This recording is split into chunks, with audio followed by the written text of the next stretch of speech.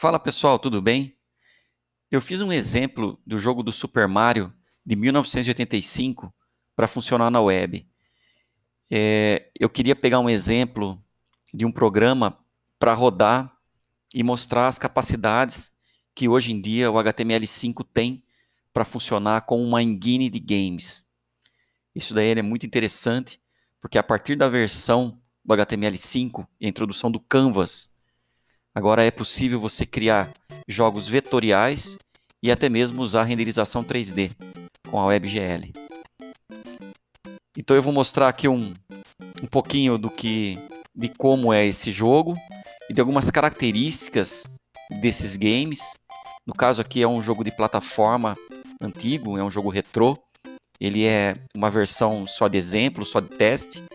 E se você ficar até o final desse vídeo, eu vou mostrar aqui um passo a passo para você pegar essa biblioteca que eu usei para fazer esse jogo e começar a estudar como funciona as engines de desenvolvimento de games em HTML5. Bom pessoal, então vamos para o que interessa, vamos falar do jogo, né? Esse jogo é feito praticamente todo em JavaScript. O HTML5 aqui é só para criar os elementos básicos da página e expor o canvas.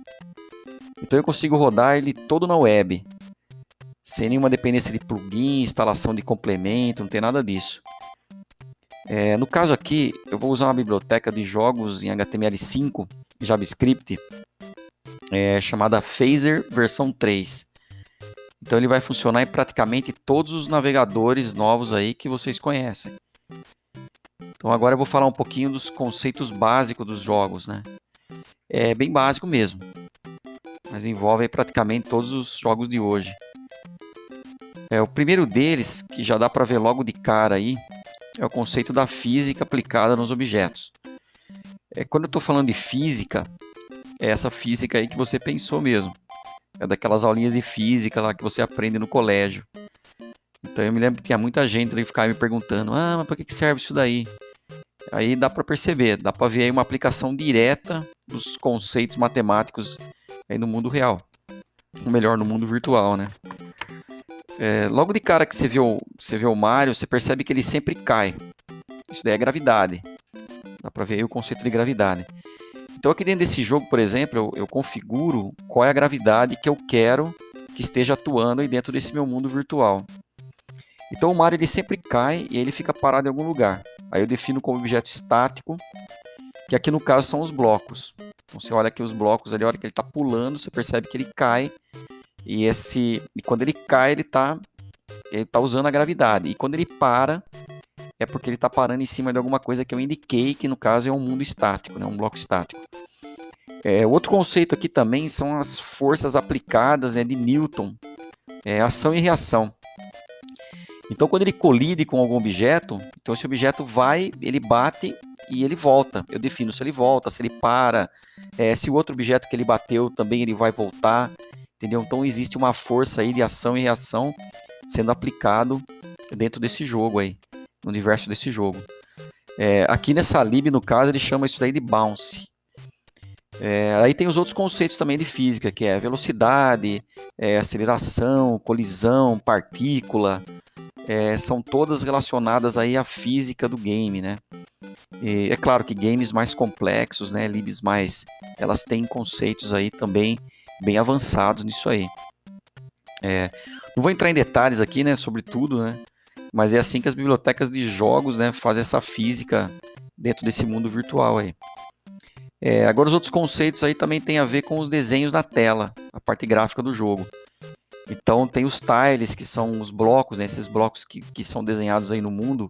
No caso dos jogos de plataforma, não é para todos os jogos, mas nos casos de jogos de plataforma que são desenhados nessa forma de mapa, eles chamam esses blocos de tiles.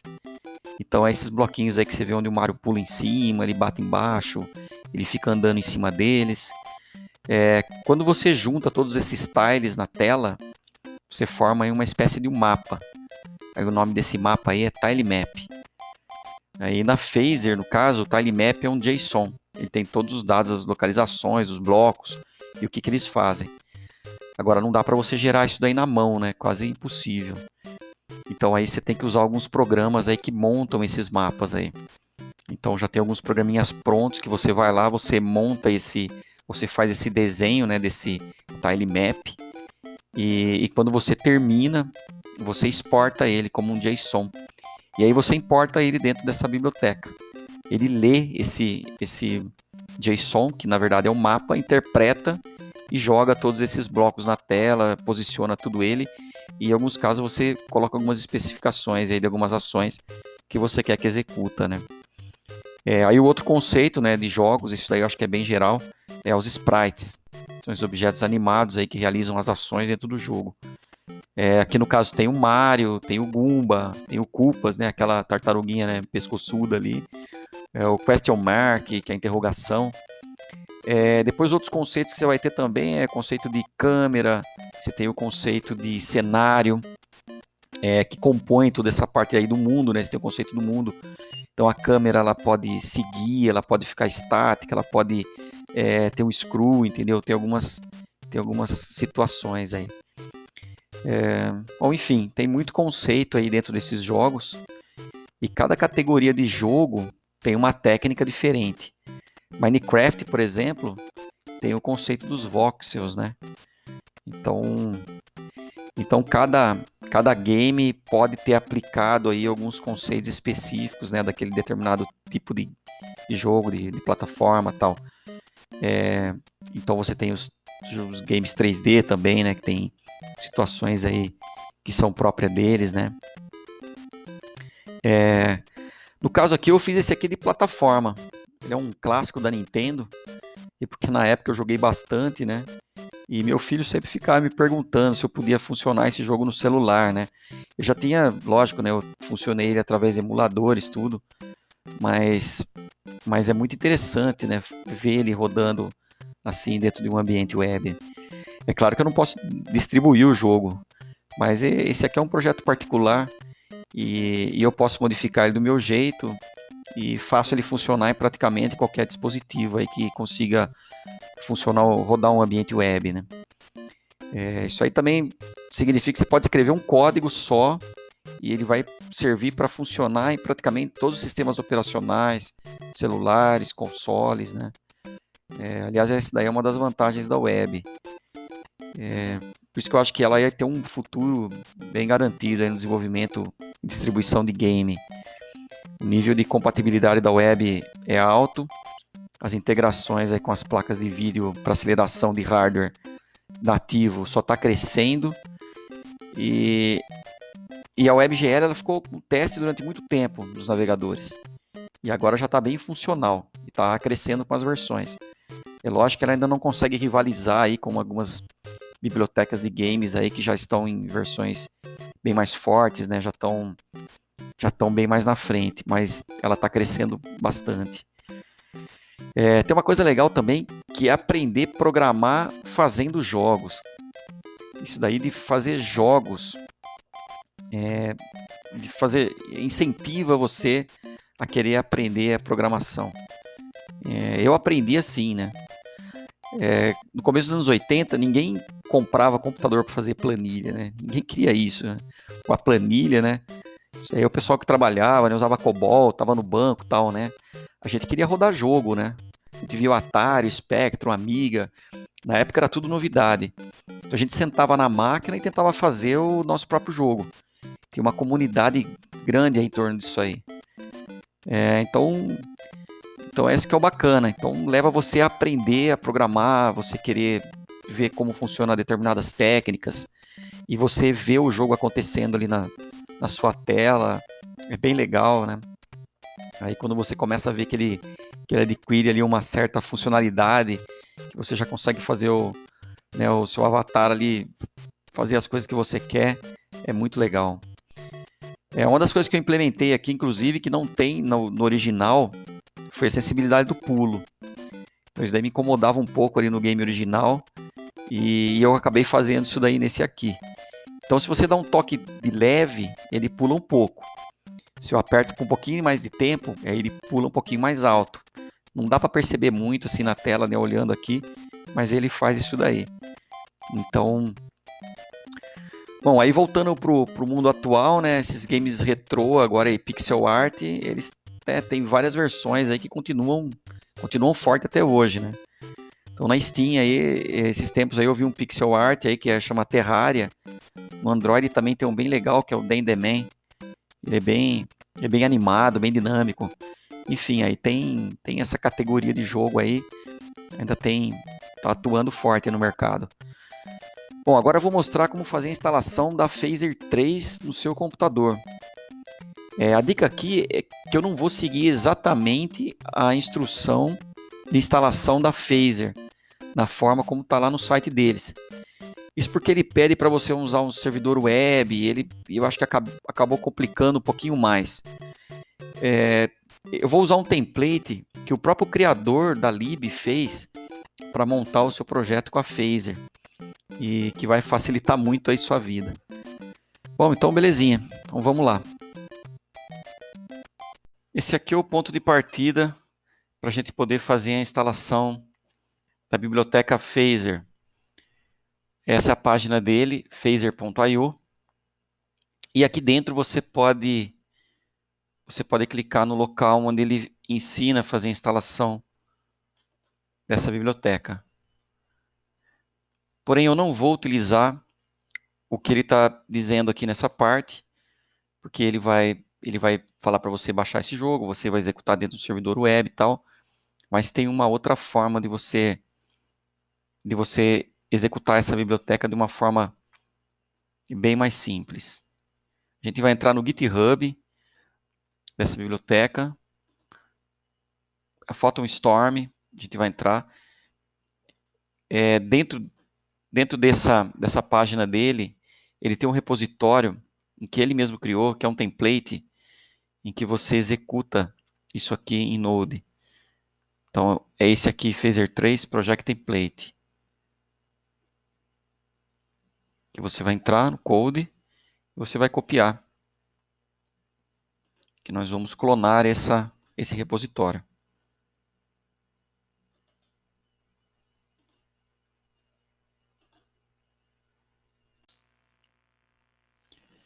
Eu entro aqui no terminal, então, em linha de comando. No caso aqui eu estou usando um Linux, mas você pode usar um Windows. O pré-requisito é que você tenha instalado o Node, já tem que estar funcionando, configurado. E o Git, né?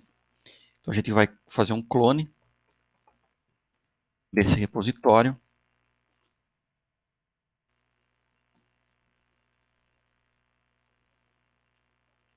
Já está feito. Agora a gente vai entrar.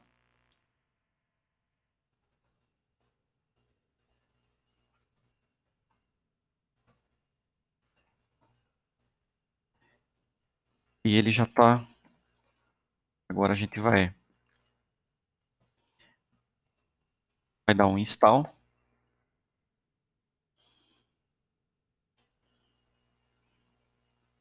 Vai fazer um install aí das bibliotecas que essa library precisa.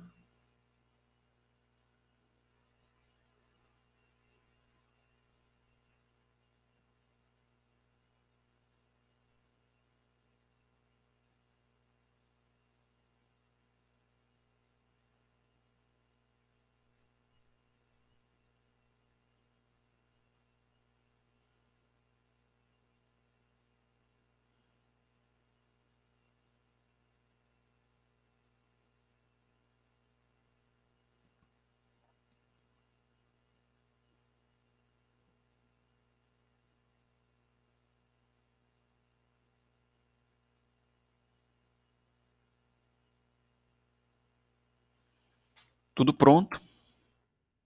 Agora a gente vai fazer o start. E ele vai abrir. Ele já vai abrir a página no navegador com esse código, esse template inicial.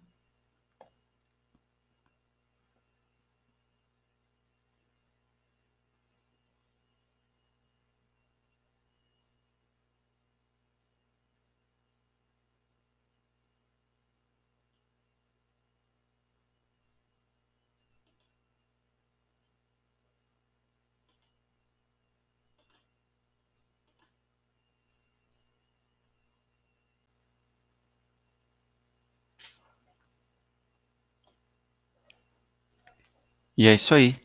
E agora ele executa o código, ele abre o navegador, automaticamente no localhost, porta 8080, e ele mostra a execução desse código, desse template que a Phaser deixa de exemplo para que você possa começar a explorar um pouco mais aí essa biblioteca. Agora a gente vai dar uma olhadinha no código dele, como ele está organizado. Então aqui já de cara você já viu alguns arquivos, o index.html, que na verdade ele é praticamente vazio, ele só tem uma estrutura básica, em que depois automaticamente ele vai utilizar aqui o canvas para ele poder fazer a renderização. Então dentro da tag canvas ele renderiza depois onde vai ficar a área do game. Aí você já vê que tem uma biblioteca, Webpack, o game fica aqui dentro do source, né, do src. Então vamos abrir aqui o index. Então aqui você vê que ele está importando a Phaser, ele está importando também o logo, que é aquele PNG que ele fica movimentando na tela, que é esse aqui. Ele é aqui no fundo transparente. E aqui ele já faz, dentro desse config, ele já faz algumas pré-configurações da tela.